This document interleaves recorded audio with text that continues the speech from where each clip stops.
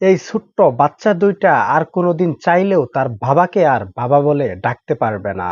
হয়তো চাঁদা দে, না হয় জীবন দে, ঠিক এমনটাই ঘটেছিল এই সোহাগের সঙ্গে। আপনারা স্ক্রিনে যে ছেলেটিকে দেখতে পারতেছেন তার নামই হচ্ছে সোহাগ। সে বর্তমান সোশ্যাল মিডিয়ায় ব্যাপক পরিমাণে ভাইরাল হয়েছে, কারণ সে ন্যায়ের পক্ষে ছিল, সেই জন্য হাজার হাজার লাখো লাখো মানুষ তার পক্ষে মাঠে নেমেছে। গত 9 তারিখের ঘটনা, যেখানে দেখা যাচ্ছিল একটি সিসিটিভি ফুটেজে সোহাগকে নৃশংসভাবে কয়েকজন যুবক মিলে এলোপাতাড়ি ভাবে বড় বড় পাথর দিয়ে দুনিয়া থেকে আঘাত করে বিদায় করে দেয়। যে দৃশ্য দেখে লাখো মানুষের হৃদয়ে রক্তক্ষরণ হয়েছে। আসলে বর্তমান যুগের মানুষ কতটা অমানবিক হতে পারে, এই ভিডিওটি না দেখলে আমি নিজেও বুঝতে পারতাম না।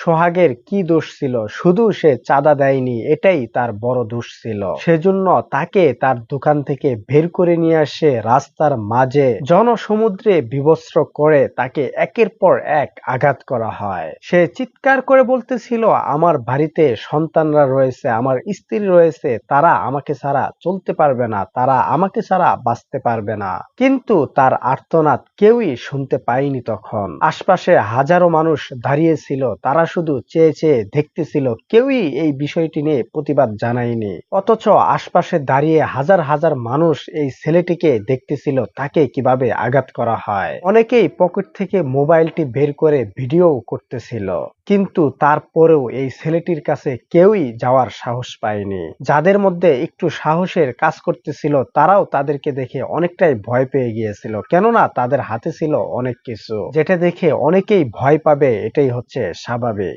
বর্তমান এই বিষয়টি নিয়ে যে যার স্থান থেকে প্রতিবাদ জানাচ্ছে। আসলে যে দলটি এই ঘটনার সঙ্গে জড়িত তারা কখনোই মানুষ হতে পারে না। যদি তারা মানুষ হতো তাহলে এই অসহায় মানুষটিকে এইভাবে আঘাত করে দুনিয়া থেকে প্রকাশ্যে বিদায় করে দিত না। জানা গিয়েছে বর্তমান 4 জনকে গ্রেফতার করা হয়েছে। আমরা চাই তাদেরকে খুব দ্রুত প্রকাশ্যে এনে সবার সামনে দুনিয়া থেকে বিদায় করে দেওয়া দরকার। দর্শক শ্রোতা, আপনারা তো সকলেই দেখেছেন এই সোহাগের সঙ্গে কি নির্মম ঘটনা ঘটেছে।